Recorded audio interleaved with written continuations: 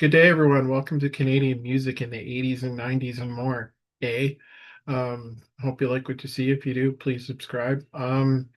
This is someone I've actually been trying to get on for a while now, and I'm glad to finally have him here because I listen to his podcast all the time. It's wonderful. Toronto Mike. Thanks for joining me, Mike. I appreciate it. Alan, it's my pleasure. You know, I like to play hard to get. That's the way to do it, right? No, I really appreciate you doing this. Yeah, I listen all the time. You have just about how many shows have you done now? You've done. Oh, so to on what is that? I'm at 1852, I think. So Wow. yeah, 1852. And when did this start? Like, what year did this all start?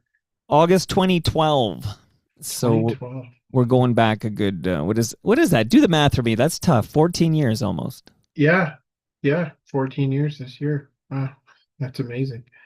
Um, and you're doing something, right? Because you're still doing it. So, I'm just crazy enough to keep going.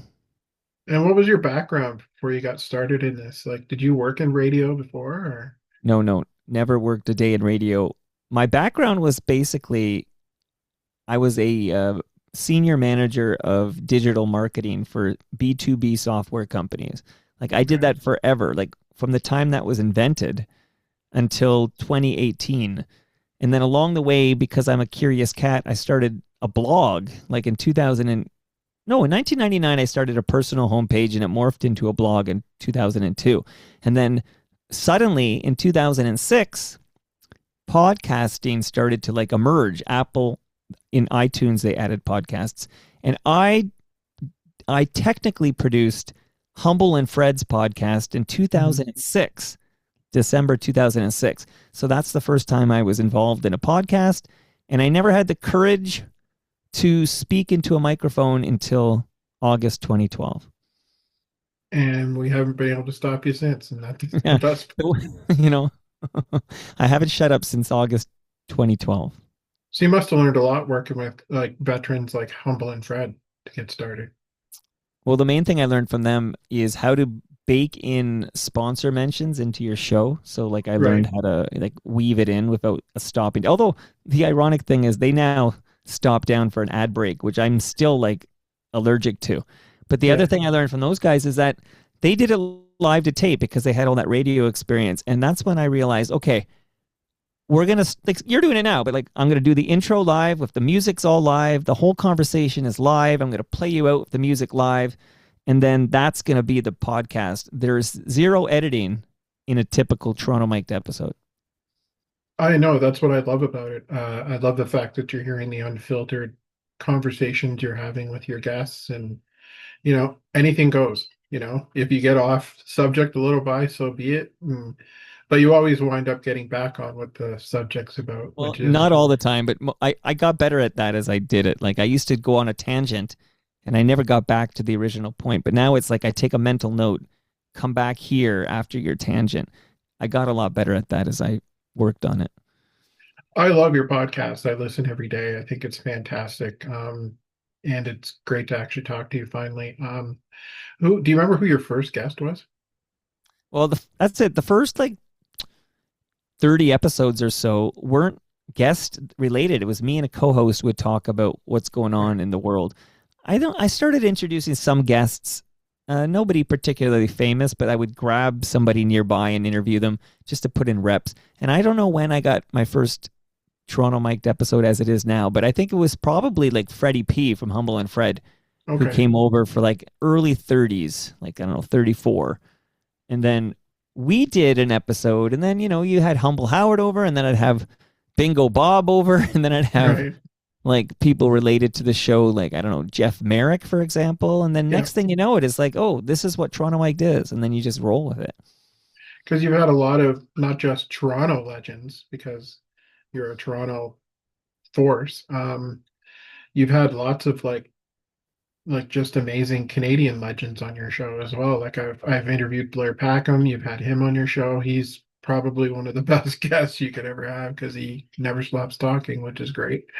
Um, and we've interviewed Duncan Femlin, both of us. He's a good friend of mine, and Just Yeah. I've read some of the guests you've had, not just it's I was thinking I mostly cover music, but you've covered everything from like acting, actors, media people to musicians to um anything else I'm missing here? Well, my favorite episodes are the music episodes. Like I can tell Yeah. you, those are the ones I enjoy the most. But for a long time, I did a lot of radio people and Mhm. sports media personalities. Like that was kind of for a long time that was my bread and butter, if you will. Like, oh, this is where you're gonna Ron McLean will drop by, or Elliot Mhm. Friedman will drop by, or Dave Hodge will drop by.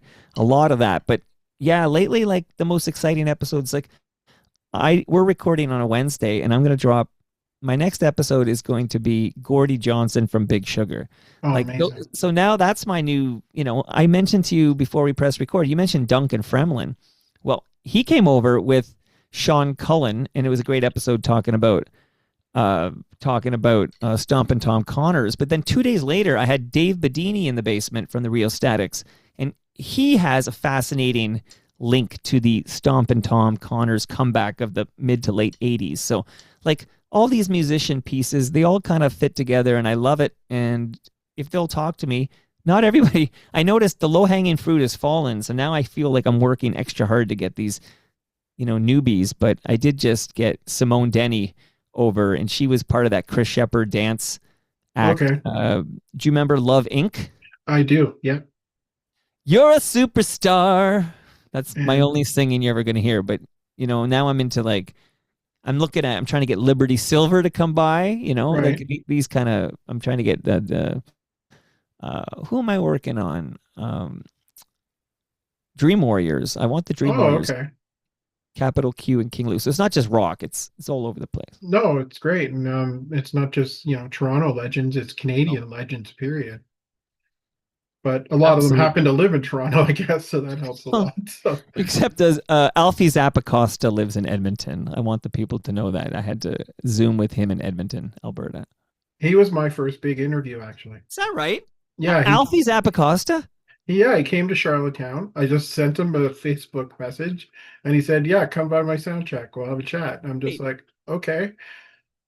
okay, I'm sort of processing this. First of all, you're in Charlottetown? Yes. But I didn't know that. I grew up in Mississauga actually, so Okay.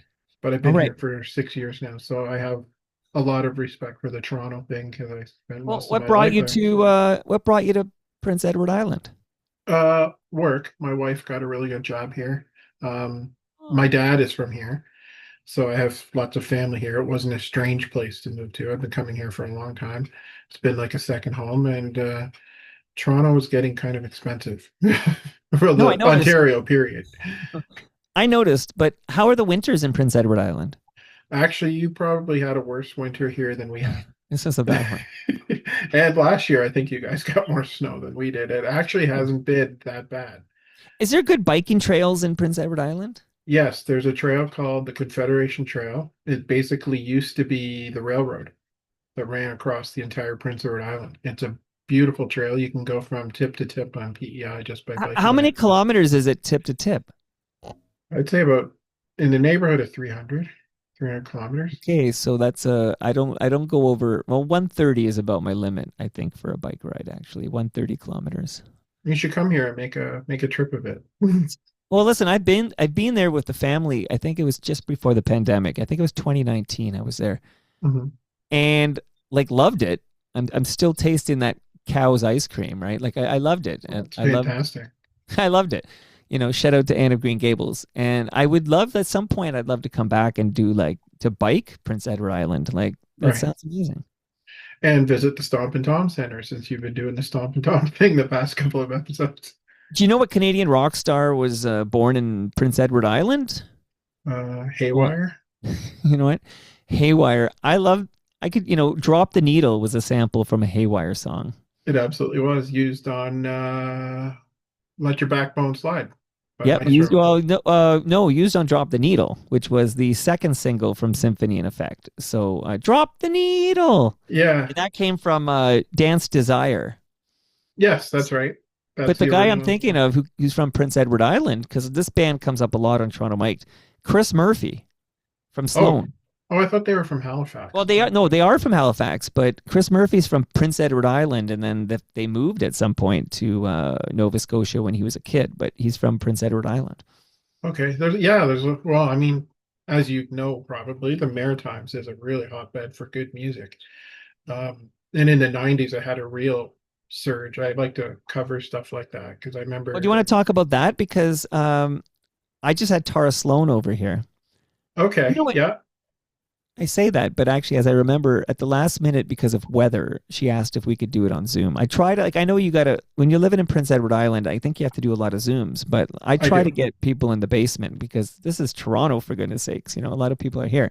But Tara, I am of the opinion, having talked to Tara Sloan about her relationship with Sloan, that possibly Sloan have named their band after Tara Sloan. They just changed the Okay. spelling because Tara Sloan and Jay Ferguson worked at the Halifax Sam the Record Man together. Okay. Yeah, that might that It checks out. I think it checks out. So I will. I mean, I've talked to all the guys. Have you talked to the Sloan guys? I have not. I would love to. You got to do that. You got to do that. I really want to talk to Trans Canada Highwaymen, the project that Chris Murphy's got going with Moberg, Yeah. um, Stephen Page, Stephen Page, and Craig Craig Northey Northey. from The Odds. Like, what a combination! Like, just Oh yeah, I've seen them. I saw them at the Horseshoe, and they play like their best songs from each of their bands, and then they do some like classic, like April Wine and all these classic Canadian songs. It's pretty good. it's amazing. I bought the CD. I still buy CDs. I still buy records. I love it. Like, they do just such great, fun versions of some classic Yeah, like songs. Guess Who, Come Undone, and then I'm Yeah, thinking there's a Gino Vanelli song in there. I think I'm yeah, maybe there is too. I don't. I definitely April Wine. Yeah, there's definitely April Wine and some of those classic one-hit wonders from the 70s that Yeah, were played on, and they're all Canadian. like Edward Bear and whatever these these 70s one-offs. I had this, I don't know if we're similar vintage, but I had a 4 CD collection called Oh Canada. I have it. Okay, I so I think there remember was I two of them that came out, but I had the first one, and yeah, it was so a the red first one I cover. had too. And there's a lot of what we're talking about, these one-hit wonder CanCon jams. Like these are 4 CDs full of big Canadian hits. And there's a bunch of those songs on that collection. I used to spin those albums all the time. And they came out in like I think every CD was like an era. Like I think the four CD was mostly 80s, and then it was like 70s, 60s, and just yeah, it would really every CD was like a certain era of Canadian music, and it was just like, wow, you didn't know these guys are Canadian? That's great. Well, Like, yeah, no, it was a good intro because, yeah, of course, you know already, you know, going in. Oh, yeah, Russia's Canadian, you know, Anne sure. Marie's Canadian, you know, speaking of the Maritimes. And you Yeah. know, these big, you know, Guess Who or whatever, or Sarah McLachlan, okay? Yeah. But you're right. Some of these jams you're listening to, and you're like, oh, I know this from the radio. And you know, it's like to quote Maestro Fresh West, nah, this kid can't be from Canada. Like, it's pretty cool. Oh, and I think he lives in the Maritimes now too, actually, from what I've heard. He's moved St. out John, here. New Brunswick. He's moved out to New Brunswick, and he's been here for quite some time now, but he lives. Moved during the pandemic. I gave him the gears for leaving us, but he said it was during the pandemic for his kids' schooling. Yeah, not the only Canadian legends that have moved out here to the Maritimes, actually. I don't know if you remember Brian Potvin from Northern Pikes. Yeah, I saw him open up for the Watchmen at the Danforth Music Hall. They call it Kane and Potvin. Yeah, and Kevin Kane from Grapes of Wrath has moved out this way too. So I see them playing around the Maritimes quite a bit. And Who else it's is out there? You know what blows my mind? Can I just shut it? Because I love the Merit. I've only been once, but I like to pretend yeah, I for get there sure. more often. But I'm a big Classified fan, Yep. and he Yep. was in the basement. And of course, well, his biggest hit is Inner Ninja, but I also like another song he did with the same singer songwriter. The day doesn't die. The day. But Right. this guy, David Miles, is an MP now. Yeah. Just like who else was? Andrew Cash was for a while. Well, yeah, and the other guy And from L'Étranger, who Charlie is Angus. Charlie Angus, who since we were talking about Banjo Dunk and Fremlin, but Banjo Dunk will tell you when Trump started talking 51st state, I said, Charlie, I need you in the basement now. Yeah. Charlie came in the basement, we talked it out, and that was like a big, you know, spark that lit a fire. I mean, Charlie Angus has been touring on that ever since.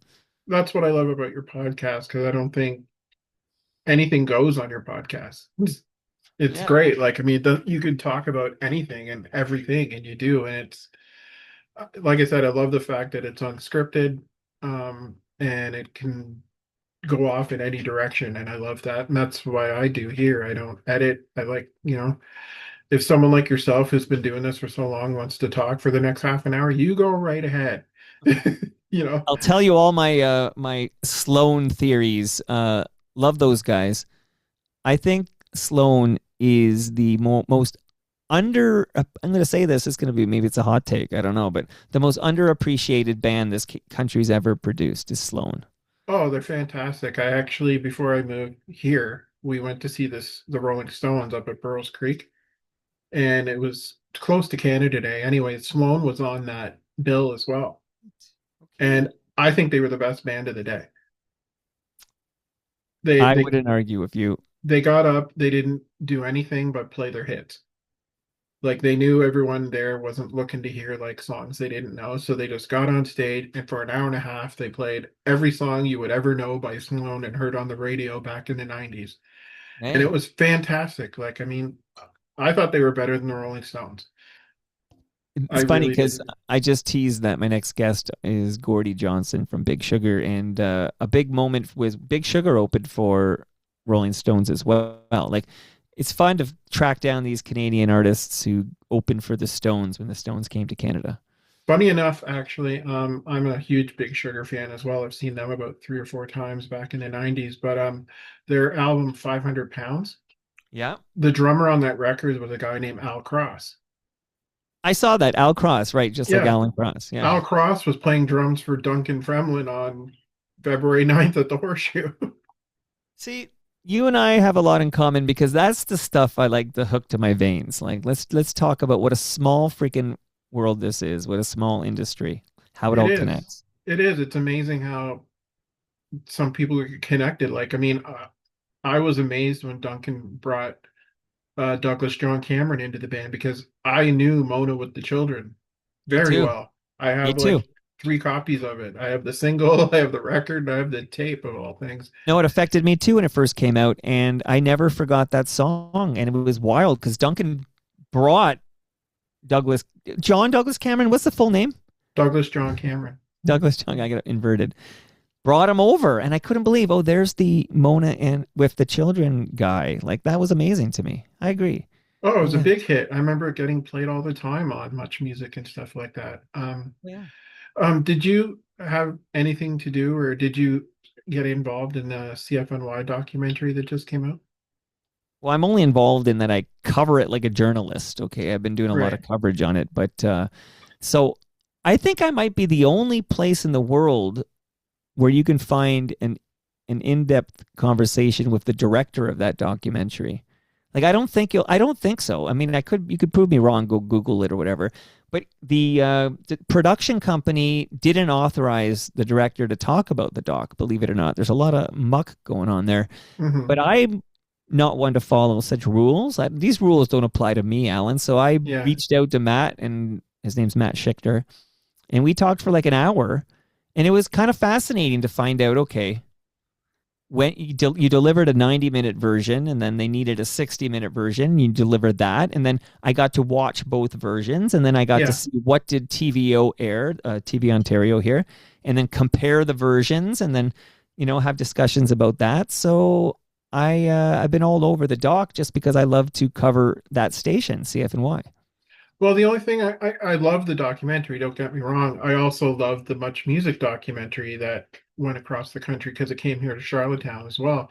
The only thing I was really disappointed about is neither doc covered how they really broke some really big Canadian bands back in their early days, like CFNY and Much both broke Canadian bands, and they didn't really cover on that. They were just kind of just covering the Well, I have an international answer for bands. that. I have an answer for that. Is that these filmmakers are so focused on appealing to an international audience, which actually often means an American audience. Like, they're Yeah. so afraid to make it Canadian centric because it will scare off the Yanks.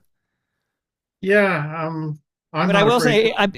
I know you're not afraid. I'm sorry, but the 90-minute version, where I might be, outside of the people who worked on it, I might be the only person who's seen the 90-minute version. Right. There is a good amount of love given to the Bare Naked Ladies because they got the Right. $100,000 to make Gordon by winning a Right. CFNY thing.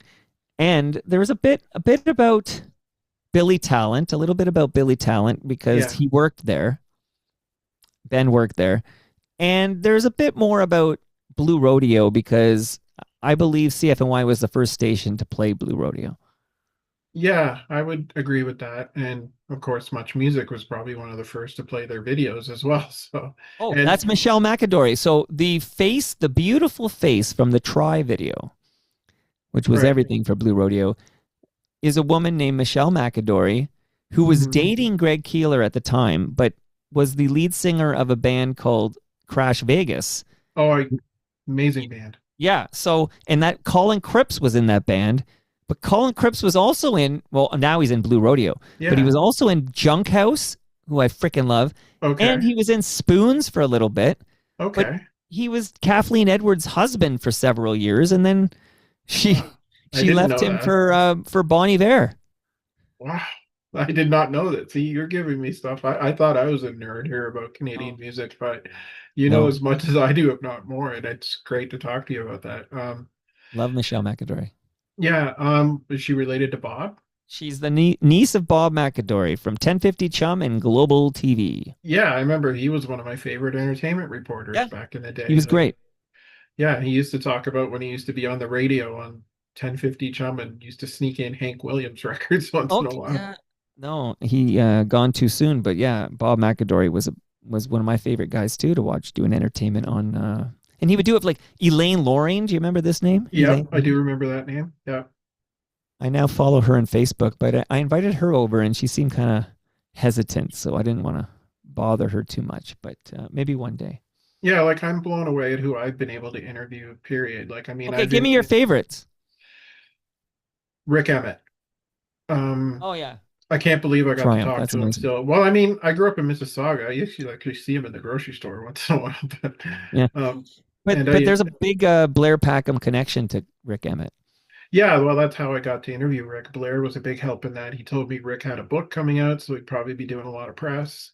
So I covered the book, and then of course I snuck in the Triumph questions at the end. But Rick's a great interview. He talks, and you hang on his every word because he's just a legend in Canadian, well, music period, not just Canadian music, but Is this the poetry book? the one about the Telecaster Okay, because tales. he wrote a book of poetry, Yeah. and then I remember like sometimes like if someone comes on to talk about a poetry book, I have that internal debate like how much time do I give the poetry book because I have so many triumph questions, you know? Well, the thing is, I think he did instrumental CD with the book, and Okay. Blair engineered it and produced it, I Yeah. think. So that's how I kind of got Yeah. into that. But I mean, I was blown away that I got to speak to him. I mean, Blair is one of my favorite interviews. He's a great talker, he's funny, and he's got a great insight to the music industry. I keep telling him he should write a book. Um, I've interviewed the Spoons, I've interviewed Gord and Sandy? Rob Bruce. Oh, so Rob was here yesterday. Oh, okay. Yeah, great He guy to he was talk to. sitting right here yesterday because he comes over once a month for we call it toast, but it's a we a thematic jam kicking. And I just want to say I am going to headline this event at the Elma Combo, and my Okay. Paul Schaefer for this event is going to be Rob Bruce on keyboards, so he'll be on stage with me. Amazing musician. Just, I mean, the fact the guy could leave the Spoons and just fit in with Honeymoon Suite the way he Yeah, did back in the 80s, just and that absolutely got him a amazing. Juno Award. Yeah, yeah. I've interviewed uh Martha and the Muffins. Yeah, okay. So it's via Zoom. Oh yeah, I was gonna say because Martha's I had Martha and Mark on for Martha and the Muffins, and she has multiple. I want to say is it Parkinson's? What does Martha Yeah, have? Okay. yeah. I was actually surprised she came on to the Zoom call. I was Yeah, happy well, that I she was surprised did. I got her in the basement because you have to come down the stairs, but we made it happen. I'm so like honored. Two of the nicest people I think I've ever met. Like, just even though it was on Zoom, just fantastic people. She was a real trooper. Yeah. Um, she answered quite a few questions, and I was just blown away to have her on too. I've Yeah. interviewed a lot of local people as well, like around here. There's actually funny enough how I got started doing this. I started helping two guys run a Stomp and Tom fan club on Facebook. It So it all comes back to Stomp and Tom. I started interviewing people that played in his band, one being Duncan, and then Billy, who plays fiddle with him now in Whiskey Jack. Billy's a Prince Edward Islander. Well, here I have in my studio. I've got you. You see there, I Oh, got my Whiskey Jack Stomp and Tom. The rhymes and good times of Stomp and Tom. oh, So it's a great CD.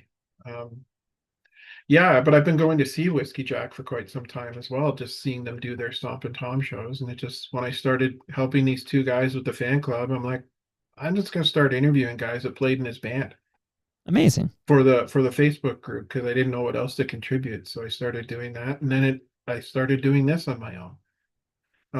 And I can often cross post videos too, like the Stomp and Tom stuff fits right into the Canadian music thing and the Stomp and Tom group. So it's yeah, I've kind of enjoyed it. It's been a What lot of well, you fun. need to have you talked to Dave Bedini yet?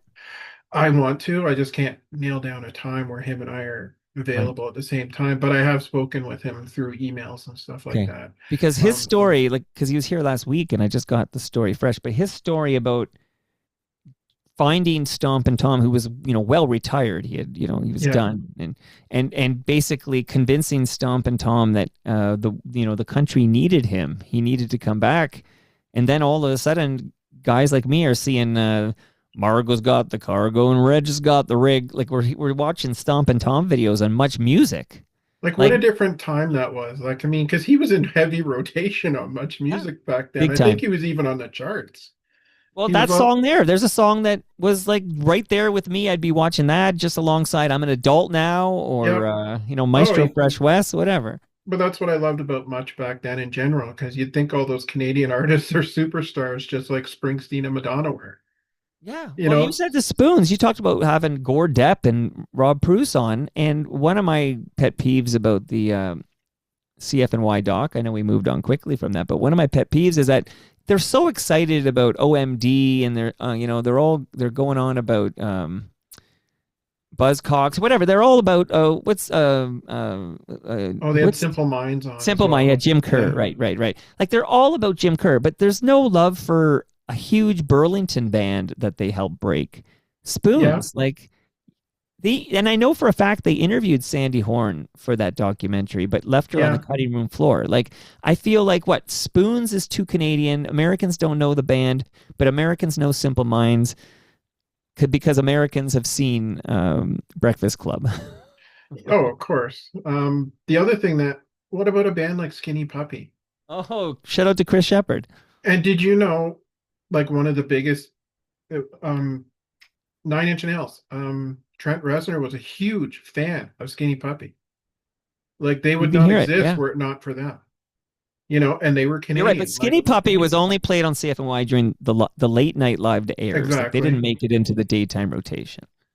But again, another band that had a huge, they were pretty much broke by CFNY, and you didn't realize what Trent Reznor was a big fan of them. Like, yeah, you can hear it, and you're just like, wow. Like, I don't Well, know. I thought that deserved covering too, like well, stuff like that that. that is yeah, I mean, they weren't going to get to that in a 60-minute cut or even a 90-minute cut, No, but they did do a lot of time with they spent a lot of time on Chris Shepard, which they could have maybe leaked that in there. But one band I want to shout out because it's a huge Toronto band that was broken by CFNY was Lowest of the Low.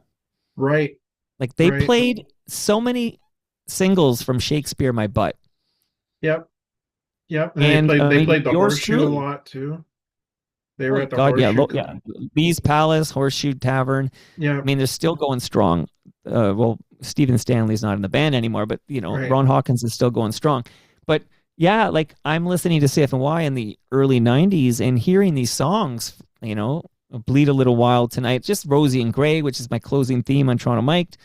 And then, of course, Henry Needs a New Pair of Shoes, and I could go on and on. And it's like, Salesman Cheats and what is Lies. this? Yes, exactly. Like, I still what crank is that this? song up to this day. Salesman Cheats and Lies Yeah. is a fantastic song. And No. you actually brought up one of my favorite bands from the '90s with Duncan and Sean was Rusty. Yep. Love What? Rusty. I played them. Yeah, you played them doing the hockey song, but Yeah. I'll always be a fan of that video where they mocked Alanis Morissette. That Yeah. was- So that was Empty Cell, right? Was that's that Empty? right. Yep. Yeah. Empty Cell was the first single on the follow up, which was called Sophomoric, I think it was called. But that first album, Fluke, Oh, it's that's a amazing. playthrough. That's loaded, and that's another one. That's one of my all time favorite albums, Fluke. Oh, same here. Like just they really did get a lot of Canadian bands did break in the '90s, and they were one of them, and getting played a lot on. That's another thing. They didn't really cover the Edge in the '90s, Well, where that was they on purpose. So they said they only wanted to cover the Spirit of Radio era, which right. is the time that David Marsden is there. That makes sense. That makes a lot of sense. Like the Brampton days when they were in the house and stuff Yeah. like that. And Yeah. So once I what is it? I know this. I should know this. I'm the official, the unofficial, because Ivor took offense when I called myself the official historian. But 87 is when Marsden leaves, and then there's right. this period of time when they're trying to sell the station for more money, so they start adding mainstream songs like George Michael or Madonna and I all this, remember and then that. there's Yeah. a uprising. But quickly back to Rusty. Scott McAuliffe starts Rusty, and he comes out of a band called the Doughboys, I remember them. Yeah. and they're out of Montreal. But their lead singer and founder and the main guy there is a guy named John Kastner, and I just got Okay. him on the show, and he's married to the Megan Draper from Mad Men. Oh, really? Yeah. He's in California now. Megan Draper, whose real name is Jessica Pare, I believe is her real name. But you get a band called One Free Fall, Mhm. which is Ken McNeil and this guy Jim Moore.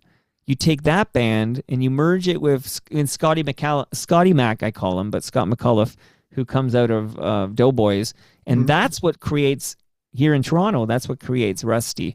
And man, Fluke. I've been promised. In fact, Jim Moore, who listens to every episode of Toronto Mike, he now lives in England. He was bassist with the Doughboys. He promises me that Scotty Mac is going to visit soon. We're going to book this, and he's going to come over and gift me Fluke on vinyl because it's now coming out Wow. on vinyl. But there you go. Shout out to Rusty. I'll have to watch for that one for sure because I'll be listening to that one Yeah. most Oh, and most last thing here, and then definitely. it's all your show, man. I'm going to stop taking over. But one last thing. No, this is what One I last thing want. here. The album that I madly, I still adore, and I've been listening to it since I first heard it, which was probably like '93, is "Everything I Long For" by Hayden. Oh, Do you own this album? I do. I do. I Okay. love Hayden. I remember a kid I worked with actually turned me on to Hayden. He gave me a tape, and Okay. So I was a fan right away. so the big Much Music single was called "As Bad as They Seem." Yes, that's right.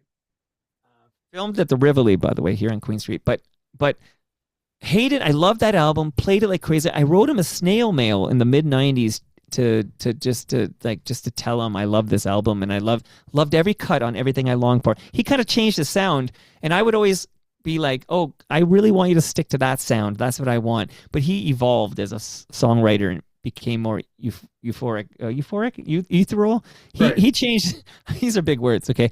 But somehow with my third born, I'm at a soccer game, a house league soccer game at Hyde Park, and my third born is starting to fall in love with soccer. And I look, and it's the first game of the season, so new parents and their kids. And I look over and I see Hayden. Okay, he's standing there watching this game, Yeah. and it's like I don't know, 8-year-olds or 9-year-olds or whatever. And I go up to him and I go, "You're Hayden Desser or something." And I told him how I just talked to Noah Mintz because they went to Thornley, and then Head comes out of this. And Right. on this CFNY New Music Search, Hayden entered a song called "Take," but he was too Right. nervous to sing it, and Noah sang it instead, and that blew my mind. And Hayden's kid was on my kid's soccer team, and I got to know Hayden, and I got him to come over. And I think, again, this is a big brag here, Alan, but I don't think you'll find a better interview with Hayden. If you search this planet for a million years, Right. it was Hayden in this basement, and because his kid was on my kid's soccer team.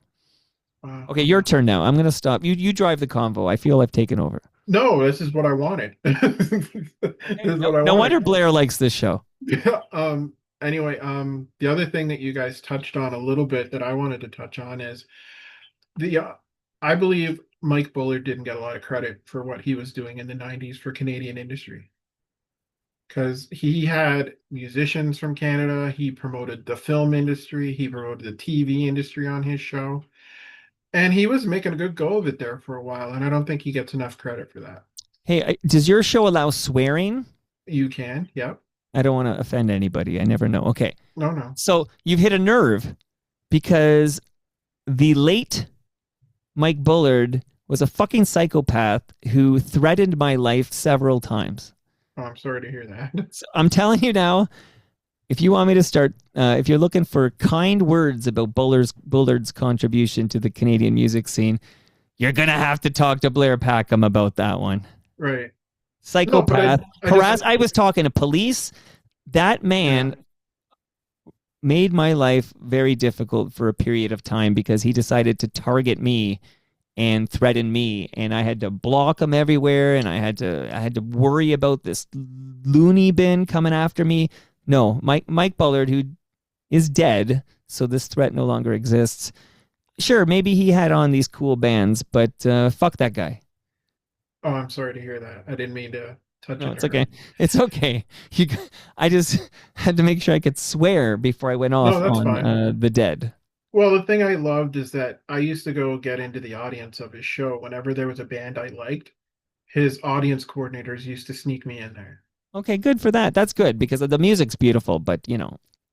Well, I mean, I just thought it was really cool. They were like, because they said they wanted fans of whoever was going to be on the show in the audience. They didn't want a bunch of people who had no idea who these people were, which was probably a good idea, to have fans of these bands in there. No, it's funny though that you're talking about, and I'm guessing this is the concert hall, 888 Yonge.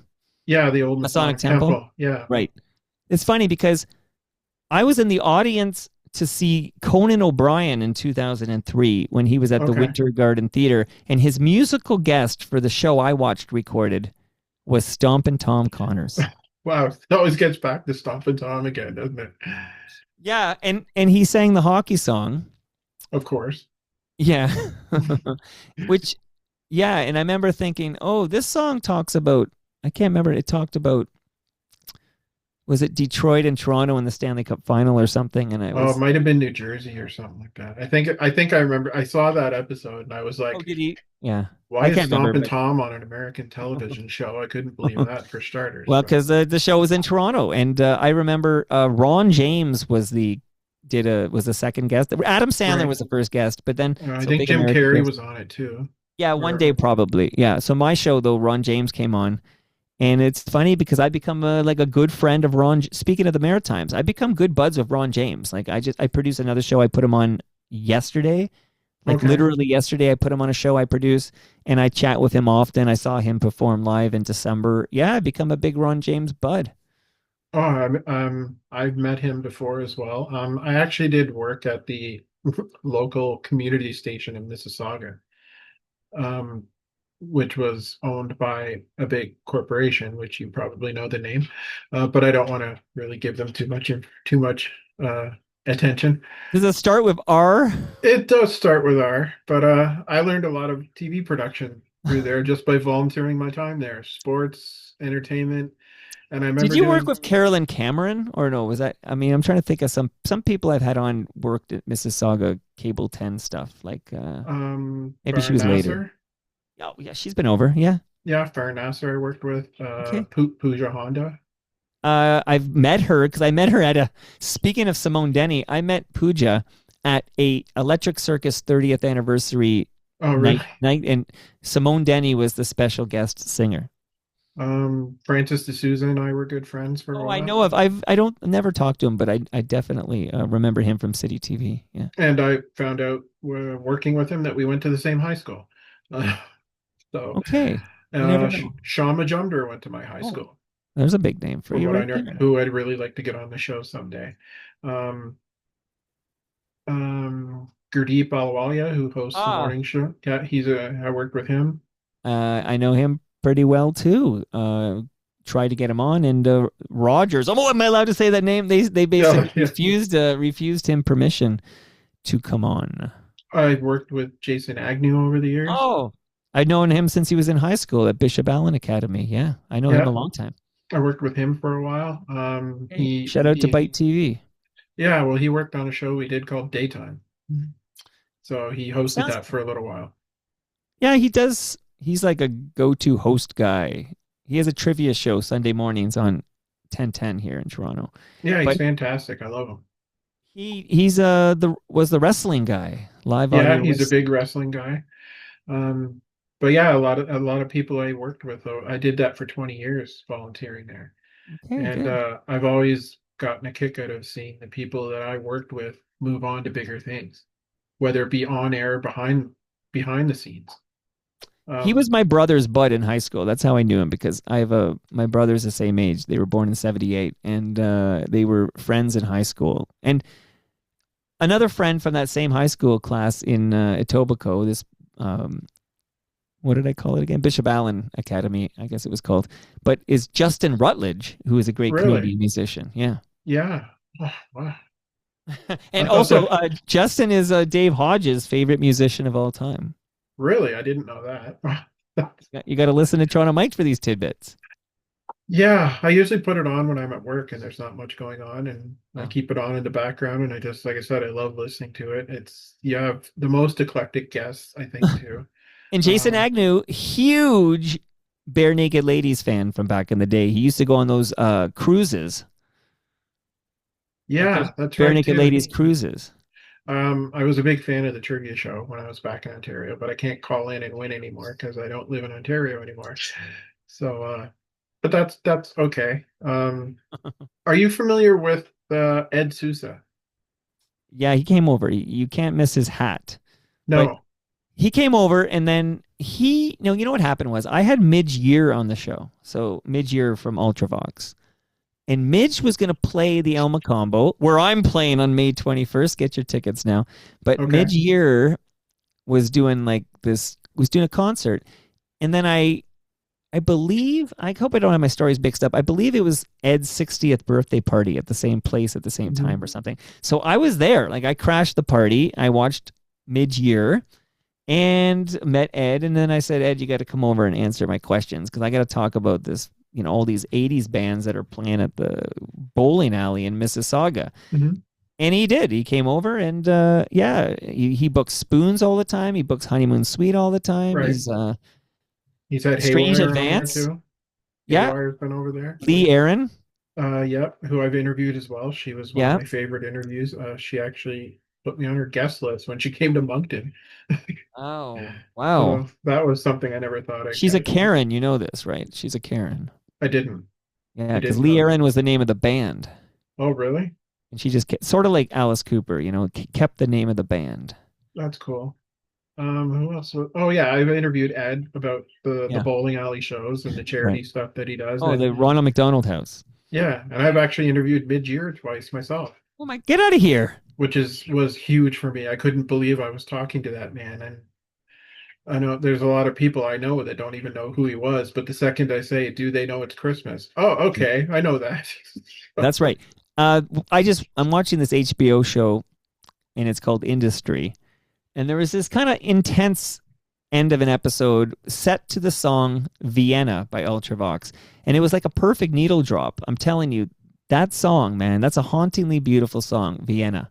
Absolutely is. Yeah, and if you ever heard him play it live, it's even better. Well, you know what? I gotta say though, I saw it live. But what he does now is I guess to save money or whatever, he put the band on a laptop. Yeah, So he plays everything on a laptop and then he sings to it. And to me, it's basically glorified karaoke. I guess you could say that, but I mean, you got to understand, like, I mean, it's such an expensive, it's not the same industry it was in the 80s and 90s where you could make money by touring. You've got to, I don't know, it's a lot of money to travel with a full band and, you Well, know, then I don't know, pick up a local band. I think it's like, that's not my problem. Like, right. you know what I mean? That's not my problem. More money for Midge because he doesn't pay a band. Like, that's not my problem. But even the Grapes of Wrath were doing that. They were doing an acoustic duo thing. Yeah, I saw And them. that Yeah. they came to Charlottetown to do their show, and it was absolutely incredible. Like I loved it. But I mean, they have to do that too because it's not, Right. It's not, it's very expensive to travel with a whole band, whereas like when it's just two guys with acoustic guitars, there's very little setup and it's There's another song, Hauntingly Beautiful Canadian Jam, All the Things I Wasn't. fantastic song. No. That whole album now and again is probably, I'd put that in the top five of some of my favorite albums of all time. Well, do you want to do your favorite 5 Canadian albums of all time? Do you want to do it? Oh, yeah, I could try and put that together in no order. Right. I would actually put Now and Again by Grapes of Wrath Okay. in there. Um, Snow in June by Northern Pikes. I love that band. I was just thinking of them actually.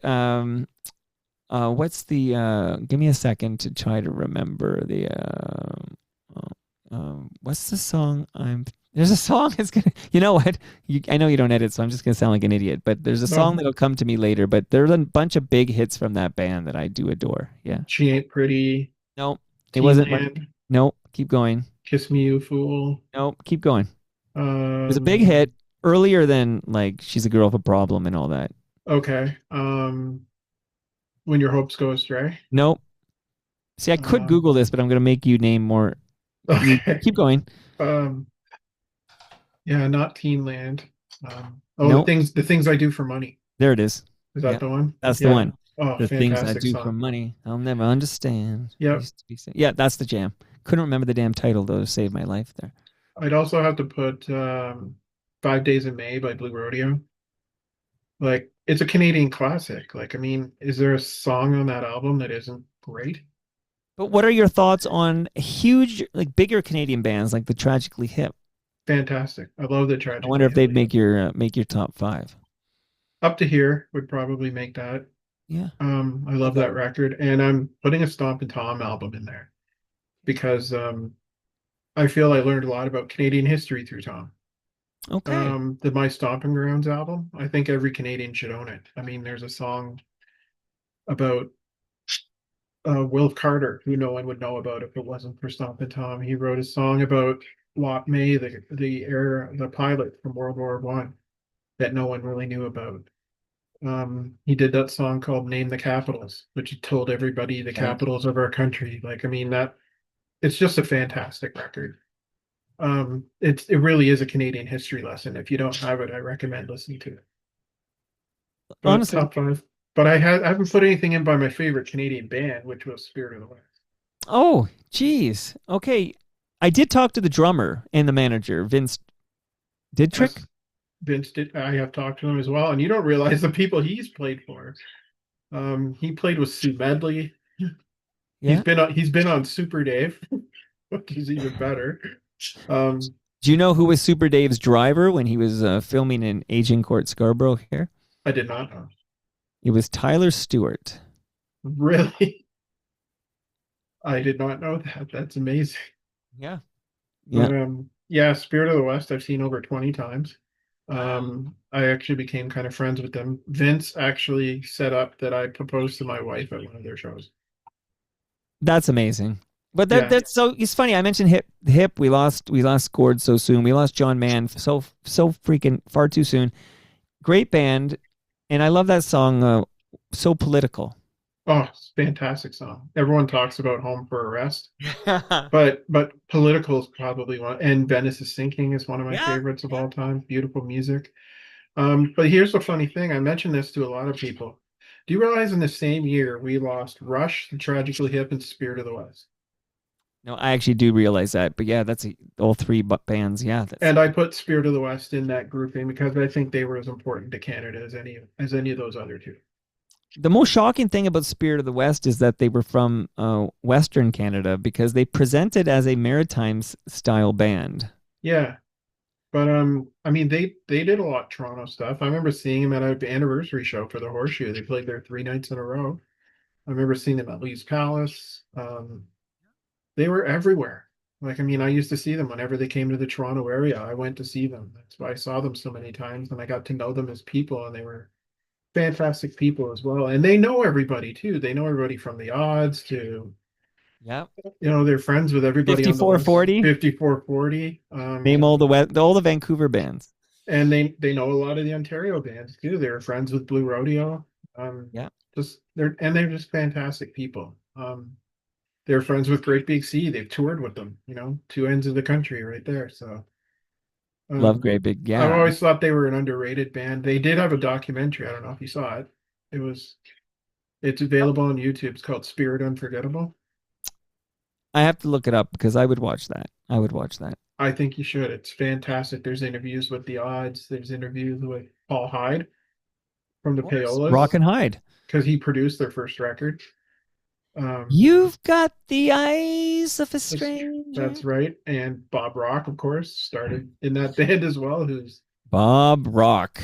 There you go. He was a big mind blow in the Tragically Hip four episode documentary series that dropped on Prime. he Bob was Rock. that was a great documentary too. Like Yes.